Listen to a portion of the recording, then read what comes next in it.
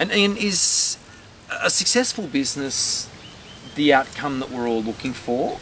Or is it a successful business plus stuff? You know, we're talking about relationships, and I'd really like to tie this back to relationships to ourselves, like a positive, healthy relationship with oneself when you're in a business. You're probably speaking to the right person, I suppose, if you're starting to talk about that, because Davo, you know, I've been very fortunate over the 15 or 20 years that I've been, 25 years I've been in the industry, but 15 years that I've been on the road travelling around the world.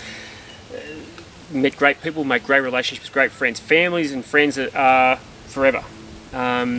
However, from my extensive travelling from 2009 to probably 2012, 2013 is where I really took a big hit in my health, and that created all sorts of complications that could have been long-term death. And it's interesting because you get in such a mindset that you are just going and going, and you want to help people and you want to give the people what they need, and you want the industry to change, and you're in a position to change the industry that you almost bypass you. And you know, when you get into a position of having a stroke or potentially having a life-threatening disease, at some stage you've got to make a decision on how far you go from here on in. And it's been interesting because I've changed my life incredibly since then, and don't get me wrong, I probably wouldn't change anything about it now, but what it's done, what it's made me do now, Davo, it's really made me appreciate what I do have. And it's a bit like any great coach.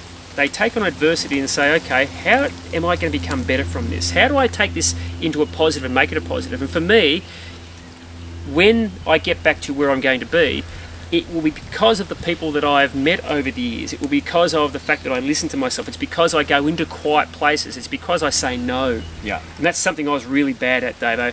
I was really good at giving to other people, but not giving to me. And, you know, a person said to me one day, you know, I was doing some work and I was staying with a great friend of mine, and this person rang me and said, oh, can you come in on a Saturday? And I try not to work on Saturdays because of my kids. And I said, look, I can come in away, okay. Got off the phone, and the first thing he said to me, he said, so you're working Saturday? I said, yeah. He said, so who are you stealing that time from? And that was just like a slap across the face. What an interesting question. Amazing. Yeah. You know, you talk about a mentor, didn't tell me, just purely asked me a question.